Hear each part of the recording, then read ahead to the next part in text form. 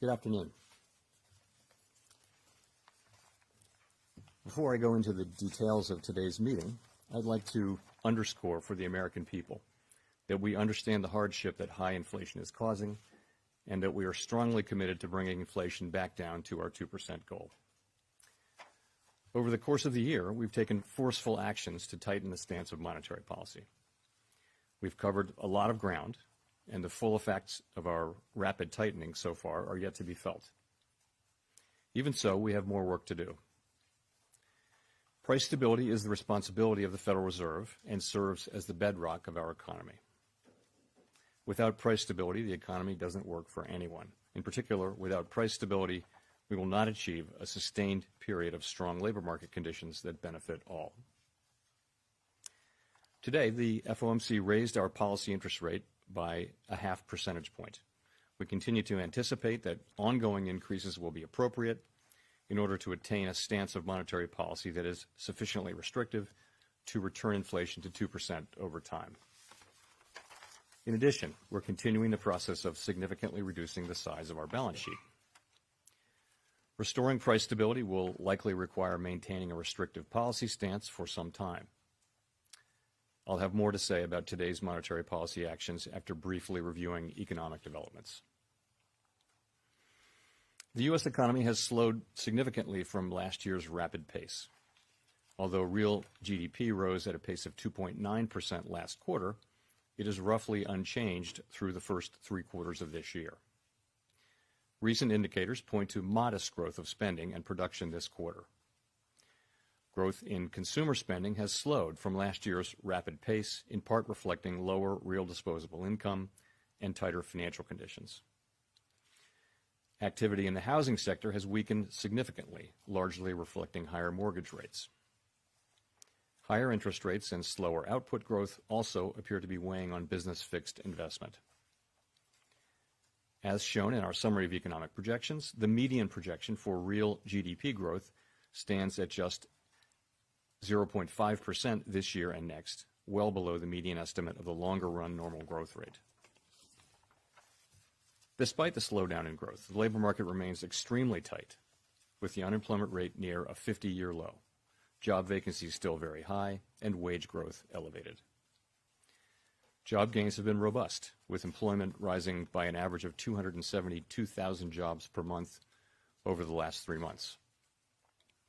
Although job vacancies have moved below their highs and the pace of job gains has slowed from earlier in the year, the labor market continues to be out of balance, with demand substantially exceeding the supply of available workers. The labor force participation rate is little changed since the beginning of the year. FOMC participants expect supply and demand conditions in the labor market to come into better balance over time, easing upward pressures on wages and prices. The median projection in the SEP for the unemployment rate rises to 4.6% at the end of next year. Inflation remains well above our longer-run goal of 2%. Over the 12 months ending in October, total PCE prices rose 6%. Excluding the volatile food and energy categories, core PCE prices rose 5%. In November, the 12-month change in the CPI was 7.1%, and the change in the core CPI was 6%. The inflation data received so far for October and November show a welcome reduction in the monthly pace of price increases. But it will take substantially more evidence to give confidence that inflation is on a sustained downward path. Price pressures remain evident across a broad range of goods and services. Russia's war against Ukraine has boosted prices for energy and food and has contributed to upward pressure on inflation. The median projection in the SEP for total PCE inflation is 5.6% this year and falls 3.1% next year, 2.5% in 2024, and 2.1% in 2025. Participants continue to see risks to inflation as weighted to the upside. Despite elevated inflation, longer-term inflation expectations appear to remain well anchored, as reflected in a broad range of surveys of households, businesses, and forecasters, as well as measures from financial markets. But that is not grounds for complacency. The longer the current bout of high inflation continues, the greater the chance that expectations of higher inflation will become entrenched. The Fed's monetary policy actions are guided by our mandate to promote maximum employment and stable prices for the American people. My colleagues and I are acutely aware that high inflation imposes significant hardship as it erodes purchasing power, especially for those least able to meet the higher costs of essentials like food, housing, and transportation. We are highly attentive to the risks that high inflation poses to both sides of our mandate, and we are strongly committed to returning inflation to our 2% objective. At today's meeting, the committee raised the target range for the federal funds rate by a half percentage point, bringing the target range to 4.25% to 4.5%. And we are continuing the process of significantly reducing the size of our balance sheet. With today's action, we have raised interest rates by 4.25 percentage points this year. We continue to anticipate that ongoing increases in the target range for the federal funds rate will be appropriate in order to attain a stance of monetary policy that is sufficiently restrictive to return inflation to 2% over time. Over the course of the year, financial conditions have tightened significantly in response to our policy actions. Financial conditions fluctuate in the short term in response to many factors, but it is important that over time they reflect the policy restraint that we're putting in place to return inflation to 2%.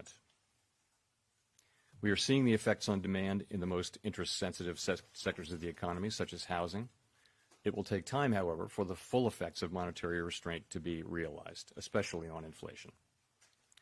In light of the cumulative tightening of monetary policy and the lags with which monetary policy affects economic activity and inflation, the committee decided to raise interest rates by 50 basis points today, a step down from the 75 basis point pace seen over the previous 4 meetings. Of course, 50 basis points is still a historically large increase, and we still have some ways to go. As shown in the SEP, the median projection for the appropriate level of the federal funds rate is 5.1% at the end of next year, a half percentage point higher than projected in September. The median projection is 4.1% at the end of 2024 and 3.1% at the end of 2025, still above the median estimate of its longer run value. Of course, these projections do not represent a committee decision or plan, and no one knows with any certainty where the economy will be a year or more from now. Our decisions will depend on the totality of incoming data and their implications for the outlook for economic activity and inflation. And we will continue to make our decisions meeting by meeting and communicate our thinking as clearly as possible. We are taking forceful steps to moderate demand so that it comes into better alignment with supply. Our overarching focus is using our tools to bring inflation back down to our 2% goal and to keep longer-term inflation expectations well anchored. Reducing inflation is likely to require a sustained period of below-trend growth and some softening of labor market conditions. Restoring price stability is essential to set the stage for achieving maximum employment and stable prices over the long run. The historical record cautions strongly against prematurely loosening policy. We will stay the course until the job is done. To conclude, we understand that our actions affect communities, families, and businesses across the country. Everything we do is in service to our public mission. We at the Fed will do everything we can to achieve our maximum employment and price stability goals. Thank you. I will look forward to your questions. Steve Leisman, CNBC. Thanks for taking my question, Mr. Chairman. You just talked about the importance of market conditions reflecting the policy restraint you put in place. Since the November meeting, the 10-year has declined by 60 basis points. Mortgage rates have come down. High-yield credit spreads have come in. The economy has accelerated, and the stock market's up 6%. Is this loosening of financial conditions a problem for the Fed in its effort and its fight against inflation? And if so, do you need to do something about that, and how would you do something about that? Thank you. So as I mentioned, it is important that overall financial conditions continue to reflect the policy restraint that we're putting in place to bring inflation down to 2%. We think that financial conditions have tightened significantly in the past year, but our policy actions work through financial conditions, and those in turn affect economic activity, the labor market, and inflation. So what we control is our policy moves and the communications that we make. Financial conditions both anticipate and react to our actions. I would add that our focus is not on short-term moves, but on persistent moves, and many things, of course, move financial conditions over time. I would say it's our judgment today that we're not at a sufficiently restrictive policy stance yet, which is why we say that we would expect that ongoing hikes would be appropriate. And I would point you to the SEP, again, for our current assessment of what that peak level will be. As you will have seen, 19 people filled out the SEP this time, and 17 of those 19 wrote down a peak rate of 5% or more, in the fives. So that's our best assessment today for what we think the peak rate will be. You will also know that at each subsequent SEP during the course of this year, we've actually increased our estimate of what that peak rate will be.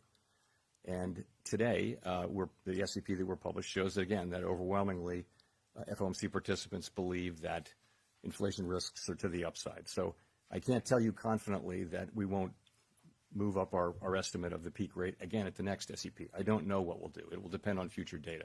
What we're writing down today is our best estimate of what we think that peak rate will be based on what we know. Obviously, if the inflation data come in worse, that could move up, and it could move down if inflation data are softer.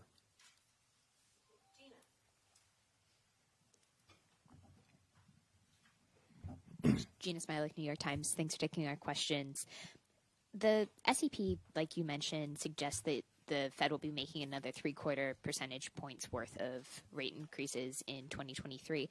I wonder if you would foresee that being in 25 basis point increments, 50 basis point increments, sort of how you see the speed playing out going forward. And then I wonder what you're looking at as you determine when to stop. Yeah.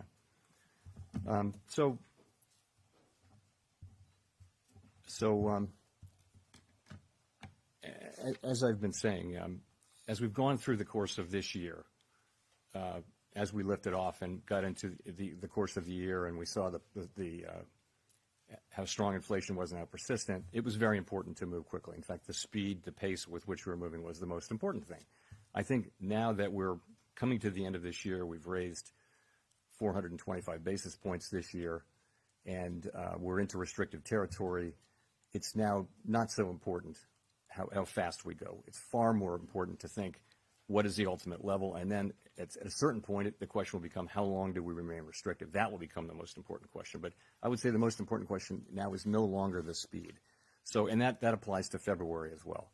So I think we'll make the February decision based on the incoming data and where we see financial conditions, where we see the economy, and that'll be the key thing. But for that decision. But ultimately, that question about how high to raise rates is going to be one that we make looking at our progress on inflation, looking at where financial conditions are, and making an assessment of whether policy is restrictive enough. I've told you today we have an assessment that we're not at a restrictive enough stance, even with today's move, and we've laid out our individual assessments of what we would need to do to get there.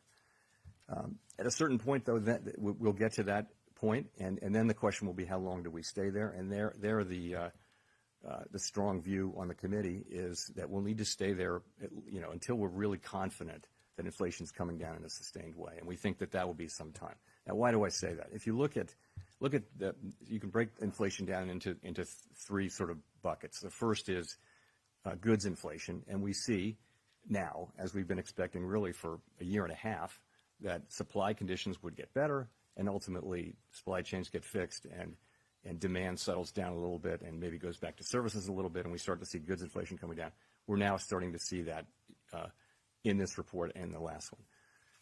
Then you go to housing services. We know the story there is that housing services inflation has been very, very high and will continue to go up, actually, as rents expire and have to be renewed. They're going to be renewed into a market where rates are higher than they were when the original leases were signed. But we see that the new leases that the rate for new leases is coming down. So once we work our way through that backlog, that inflation will come down sometime next year. The third piece, which is something like 55% of the index, PCE core inflation index, is non-housing related core services. And that's really a function of the labor market largely. The biggest cost by far in that sector is labor. And we do see a very, very strong labor market, one where we haven't seen much softening, where job growth is very high, where wages are very high, vacancies are quite elevated, and really there's an imbalance in the labor market between supply and demand. So that part of it, which is the biggest part, is likely to take a substantial period to get down. The goods inflation has turned pretty quickly now, after not turning at all for a year and a half. Now it seems to be turning, but there's an expectation really that the services inflation will not move down so quickly, so that we'll have to stay at it, so that we may have to raise rates higher to get to where we want to go. And that's really why we are writing down those high rates and why we're expecting that they'll have to remain high for a time. Howard Schneider with Reuters. Thanks for taking the question. You described GDP growth in the SEPs as moderate or modest, I believe, yet it's really approaching stall speed. Half a percentage point is not much. You described labor market unemployment rate as representing some softening, but it's nearly a full percentage point rise, and that's well in excess of what has historically been associated with recession. Why wouldn't this be considered a recessionary projection by the Fed? Well, I'll tell you what the projection is. I don't think it would qualify as a recession, though, because you've got positive growth. The expectations in the SEP are basically, as you said, which is we've got growth at a modest level, which is to say about a half a percentage point. That's positive growth. It's slow growth. It's well below trend. It's not going to feel like a boom. It's going to feel like very slow growth, right? In that condition, labor market conditions are softening a bit. Unemployment does go up a bit. I would say that many analysts believe that the natural rate of unemployment is actually elevated at this moment. So it's not clear that those forecasts of inflation are really much above the natural rate of unemployment. We can never identify its location with great precision. But that 4.7% is still a strong labor market. If you look, you've got the reports we get from the field are that companies are very reluctant to lay people off, other than the tech companies, which is a story unto itself. Generally, companies want to hold on to the workers they have because it's been very, very hard to hire. So, and you've got all these vacancies out there, far in excess of the number of employed people. That doesn't sound like a labor market where a lot of people will need to be put out of work. So that there are channels through which the labor market can come back into balance with relatively modest increases in unemployment, we believe. None of that is guaranteed, but that is what their forecast reflects.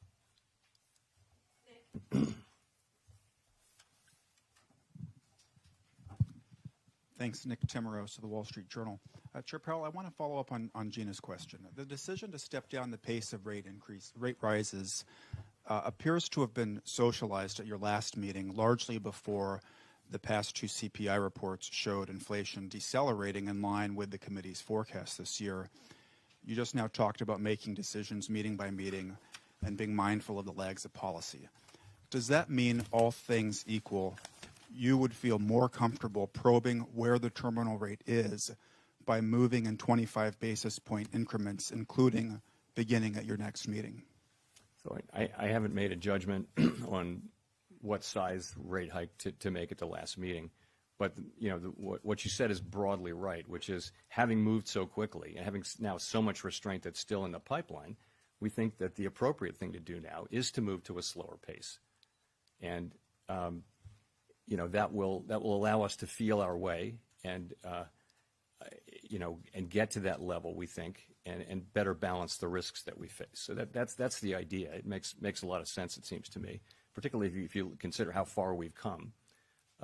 But again, I can't tell you today what the actual size of that will be. It will depend on a variety of factors, including the incoming data in particular, the state of the economy, the state of financial conditions. With the CPI report that had come out last week, do you think it would have changed some of those forecasts in today's S&P? No, absolutely not. No, as a just a matter of practice, the SEP reflects any data that comes out during the meeting, and participants know that they know this, that they they can make changes to their SEP during the meeting, well in advance of the press conference so that we're not running around. But that's not the case. It's never the case that the SEPs don't reflect an important piece of data that came in on the first day of the meeting.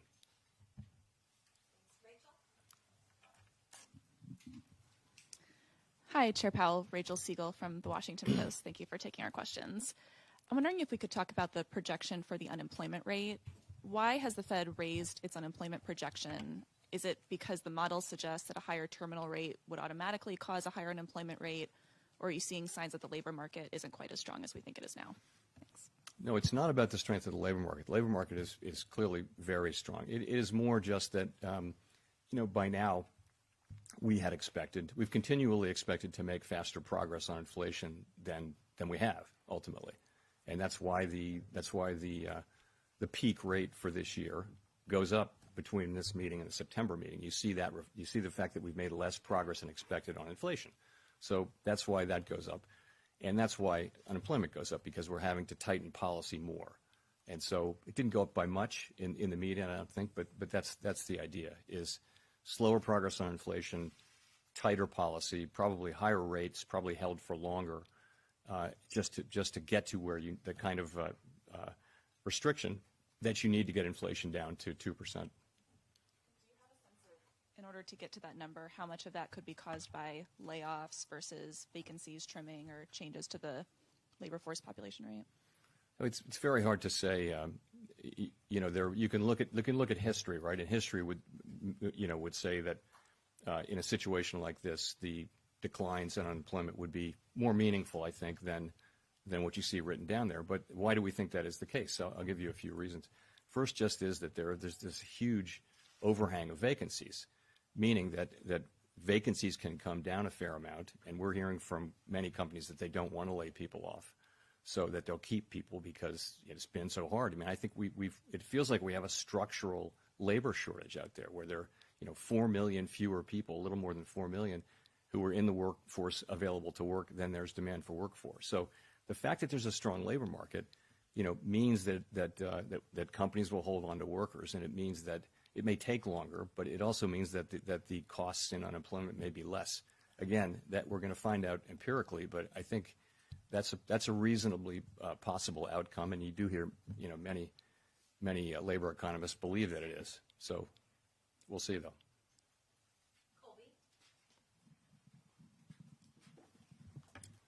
Thank you. Colby Smith with the Financial Times.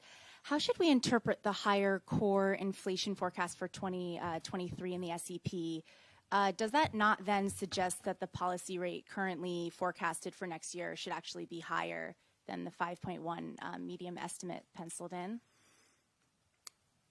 Well, I think that's why one of the reasons it went up was that core came in stronger this year. Yeah, what you see is our best estimate as of today, for how high we need to raise rates, to how much we need to tighten policy to create enough, restrictive policy to slow economic activity and soften the labor market and bring inflation down through those channels. That is the estimate, best estimate we make today. And as I mentioned, we'll make another estimate for the next SEP, and we'll, of course, between meetings we do the same thing, but we don't publish it.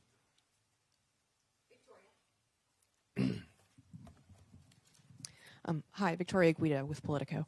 I wanted to make sure I understand specifically what's going on in the SEP, because you all expect rates to go higher, but you're also more pessimistic about what inflation is going to look like next year. And I was just wondering, given that we have seen some cooling in inflation, is that primarily because of wage growth, that you expect wage growth to be sort of a headwind?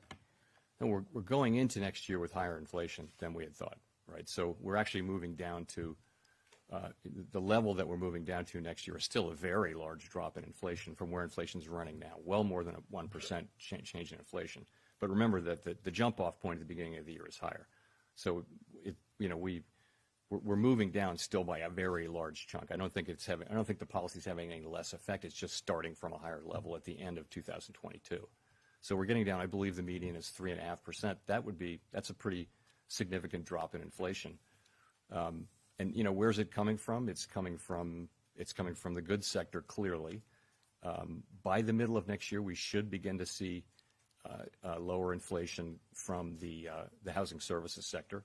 And then, the big question is how much will you see from the largest, the 55% of the index, which is the non-housing services sector. And, that's where you need to see, we believe you need to see a better balancing of supply and demand in the labor market so that you have, it's not that we don't want wage increases. We want strong wage increases. We just want them to be at a level that's consistent with 2% inflation.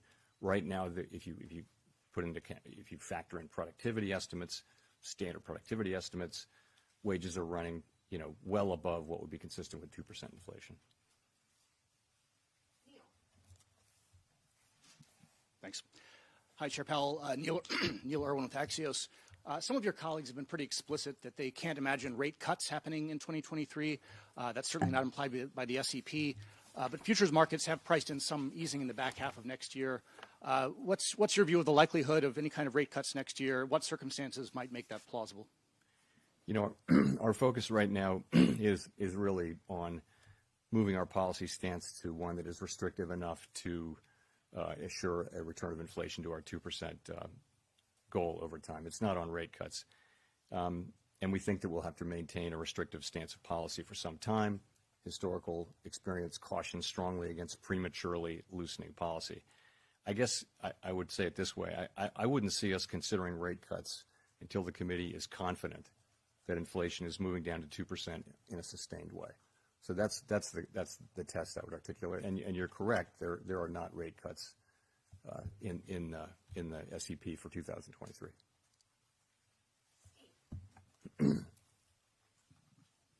Steve Matthews with Bloomberg. Let me ask you about China. In the last few weeks, China has abandoned its COVID policy and been reopening pretty strongly. I'm wondering if you see that as disinflationary because you're seeing supply chains improve, or inflationary because it obviously brings a lot more demand globally, improves the global outlook for growth and for commodities prices. And so you're right. Those two things will offset each other. Weaker output in China will push down on commodity prices, but it could interfere with supply chains ultimately, and that could push inflation up in the West. It's very hard to say, how those two will offset each other, and it doesn't seem likely actually that the overall net effect would be material on us. But to your point, China faces a very challenging situation in reopening. We've seen waves of COVID all around the world can interfere with economic activity. China, a very critical manufacturing place for manufacturing and exporting. Their supply chain is very important. And China faces a reopening. They've backed away from their COVID restriction policies. There could be very significant increases in COVID, and we'll just have to see. It's a risky situation. But again, it doesn't seem like it's likely to have material overall effects on us. Hi, Chris Rugaber at Associated Press. Thank you for taking my question. I wondered if you could comment a bit more about yesterday's inflation report. I mean, it showed inflation cooling in all three of the categories that you laid out at Brookings. Are you confident that you're seeing real progress on getting inflation under control? Are you still worried it could slip into some kind of unentrenched, upward spiral? Thank you. Right. So the data that we've received so far for October and November, we don't have we have some remaining data to get in November, but they clearly do show a welcome reduction in the monthly pace of price increases. As I mentioned in my opening statement, it will take substantially more evidence to give confidence that inflation is on a sustained downward path. So the way we think about this is this. This report is very much in line with what we've been expecting and hoping for. And what it does is it provides greater confidence in our forecast of declining inflation. As I mentioned, we've been forecasting significant declines in overall inflation and core inflation in the coming year. And this is the kind of reading that it will take to support that. So really this gives us greater confidence in our forecast rather than at this point changing our forecast. In terms of the pieces, we have been expecting goods inflation to come down as supply chain pressures eased. That's happening now. Housing services, as I mentioned, there is good news in the pipeline. As long as new housing leases show declining inflation, that will show up in the measure around the middle of next year, so that should help.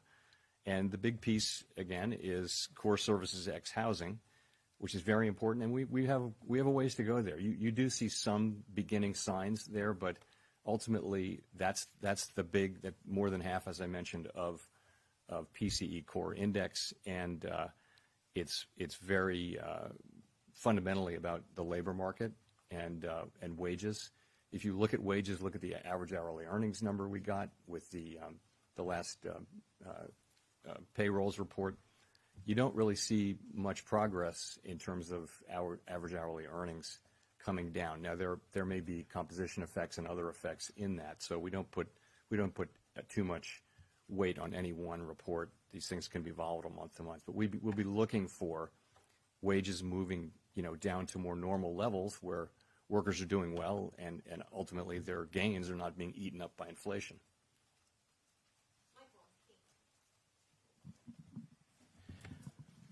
Excuse me, Michael McKee from Bloomberg Radio and Television. There's a little bit of a disconnect between the optimistic view you just expressed about the economy and the changes that you've made in the SEP. And I'm wondering if you're reacting to the fact that the markets have loosened financial conditions, or if you feel the Fed may be a little bit behind on inflation, whether the recent disinflation we're seeing is transitory or not, and how this affects the idea of a soft landing if you're projecting just 0.5% growth for this year.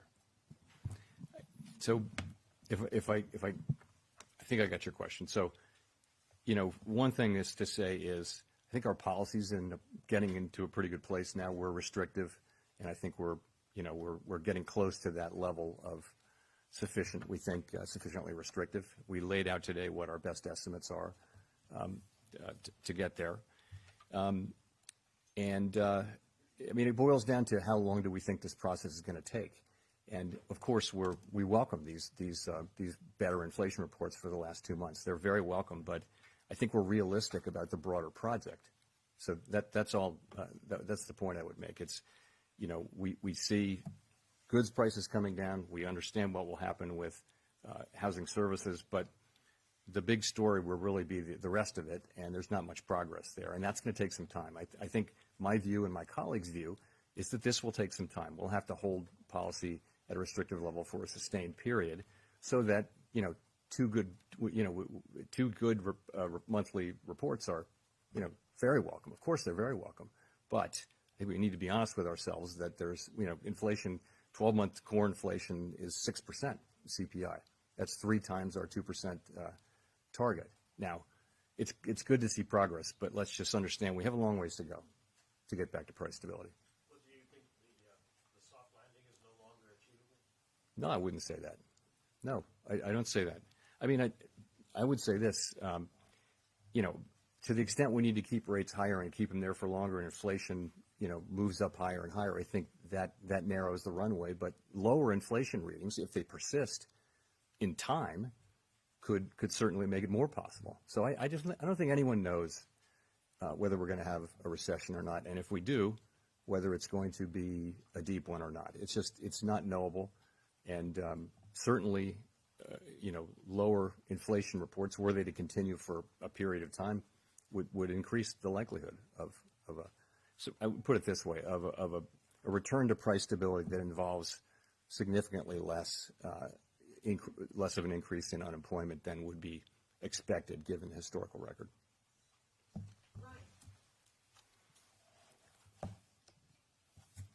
Hi, Chairman Powell. Brian Chung, NBC News.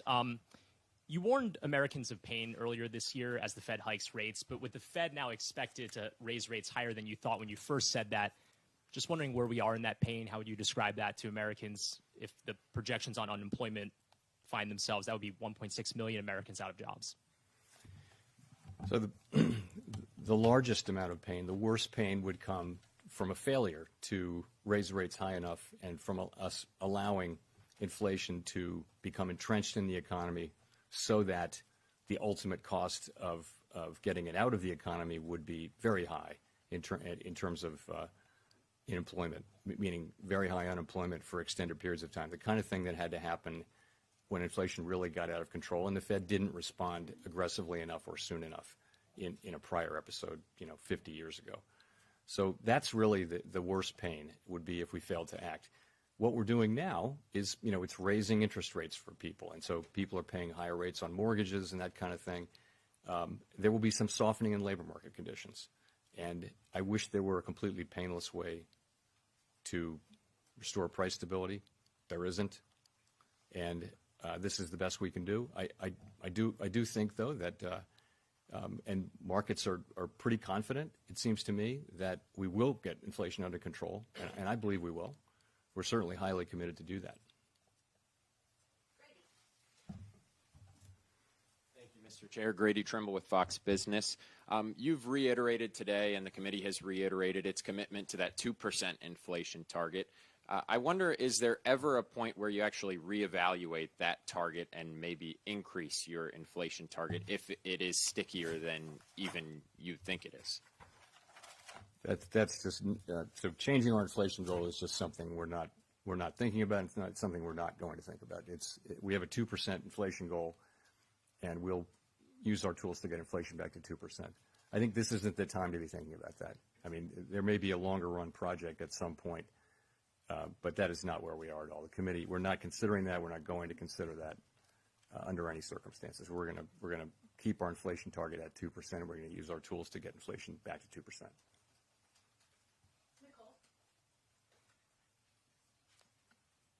Thank you, Chairman Powell. Nicole Goodkind, CNN Business. As you monitor wage growth and unemployment data, I wonder if you're paying close attention to a sector or even income level. Like, how do you factor potential exacerbations of inequality into your risk calculations, especially given the K-shaped recovery of 2020? So I would go back to the labor market that we had in 2018, 19, 20. So what that looked like was wage increases for the people at the lowest end of the income spectrum were the largest. The gaps between racial groups and gender groups were at their smallest in recorded history. All of that because of a tight labor market. A tight labor market which had inflation running, just a tick below 2%, and the economy growing right at its potential. So that seems like something that would be really good for the economy and for the country if we can get back to that. And so that's what all of us want to do. We want to get back to a long expansion where the labor market can remain strong over an extended period of time. That's a really good thing for workers in the economy, and we'd love to get back to that. That's what our goal is. There's in the near term, we have to use our tools to restore price stability, but we can't. What we have to think about is the medium and longer term. If you think about it, the country went through a difficult time. I think much more difficult than we can think it would happen here, but it really set up our economy for several decades of prosperity. So price stability is something that really pays dividends for the benefit of the economy and the people in it over a very, very long period of time. And so when it is lost for whatever reason, it has to be restored, and as quickly as possible, which is what we're doing. In the short term, are you factoring in these potential exacerbations in inequality? Are you monitoring that? We do, yes, we absolutely do. We look at, it's our regular practice to talk about unemployment rates by different groups, including racial groups and that sort of thing. We do. We keep our eye on that.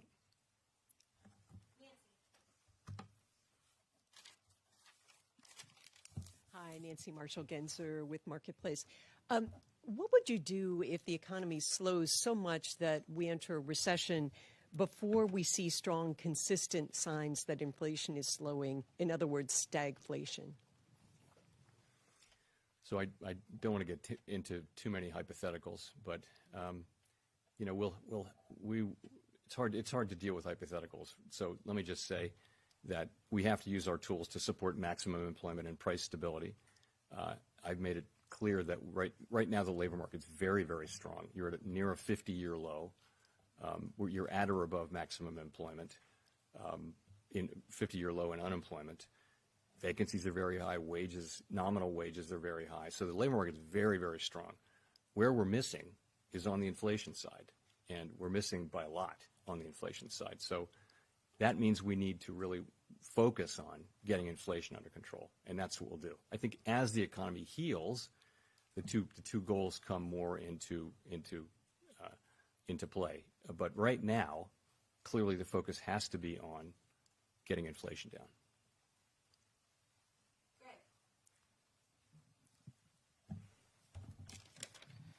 Thank you, Chairman Powell. Greg Robb from MarketWatch. You spoke a little bit ago. You said that the U.S. it looks like we have a structural labor shortage in the economy. Could you expand on that? Talk a little bit more about that. And really, are you talking about getting Congress action on increasing like legal immigration, things like that? Thank you. So what I meant by that, the structural labor shortage, is if you look at where we are now, as I mentioned. If you just look at demand for labor, you can look at vacancies plus people who are actually working, and then you can take supply of labor by are you in the labor market, are you looking for a job or have a job, and you're more than 4 million people short. We don't see, despite very high wages and an incredibly tight labor market, we don't see participation moving up, which is contrary to what we thought. So the upshot of all that is the labor market is actually. It's 3.5 million people at least smaller than it should have been based on pre-pandemic, just assume population and reasonable growth and aging of the population. Our labor force should be 3.5 million more than it is, and that there are lots of easy ways to get to bigger numbers than that if you go back a few more years. So why is that? Part of it is just accelerated retirements. People dropped out and aren't coming back at a higher rate than expected. Part of it is that we lost 500,000 people who would have been close to 500,000 who would have been working, who died from COVID. And part of it is that migration has been lower.